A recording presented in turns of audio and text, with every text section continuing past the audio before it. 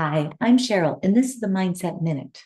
Today, I want to talk to you about setting goals. Now, we are at the beginning of the year, so for many of us, this is a common thing to consider about now. However, personally, I goal set and target adjust throughout the year as needed. I find this works easier for me, and it's what works, so I encourage you to find something that works best for you, your lifestyle, what your needs are, etc. Now, back to our topic of setting goals.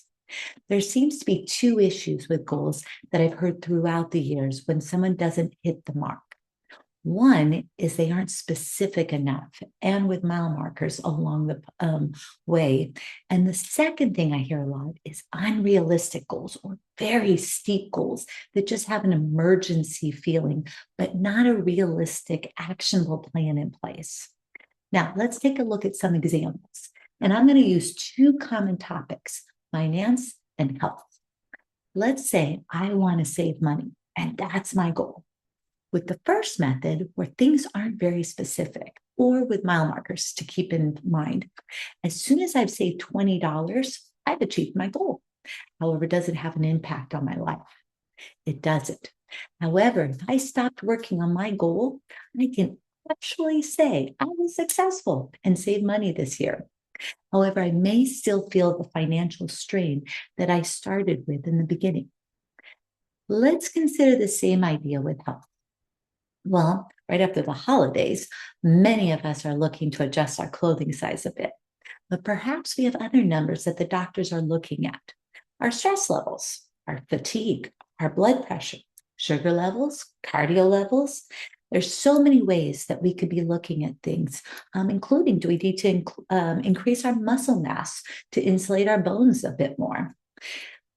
The idea of just showing up to the gym may be a good step, but what if I need to go to bed earlier or drink more water?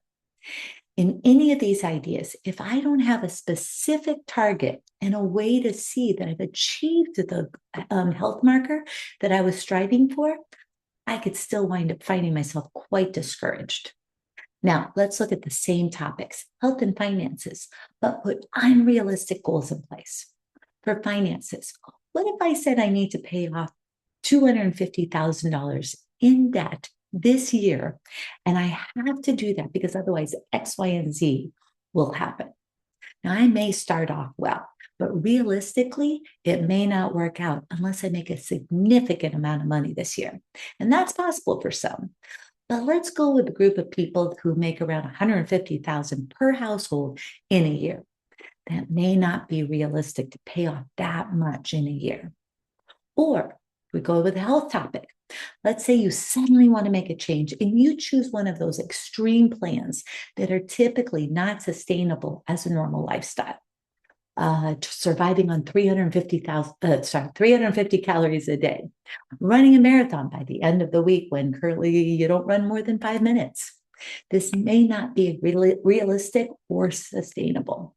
And that's hopefully what the majority of your goals turn into, sustainable lifestyles that help you and those around you live impactful, healthy lives. So, how do we set goals? Well, let's assume that we have our why in place. We know why we are setting the goal in the first place. That will take care of our what as well. I need to X so that I can be better in this way, like meet that financial or health needs as in these examples. Now, the idea is which way is best for you? What's going to cause you and get you to your goal the fastest and be sustainable? Now, in some cases, short-term methods aren't completely sustainable. However, there is a typical weaning off method if you were to do this.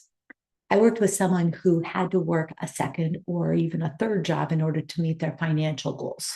The family was all doing their part and they knew it was for a year, and then the larger debt would be paid off. They decided that the sacrifices of that 1 year had more rewards than dragging it out for 5 years. After that, Funny enough, they did adjust their spending a bit, but they've been extremely frugal that previous year. And during that time, they realized they didn't need to be spending as much as they had been.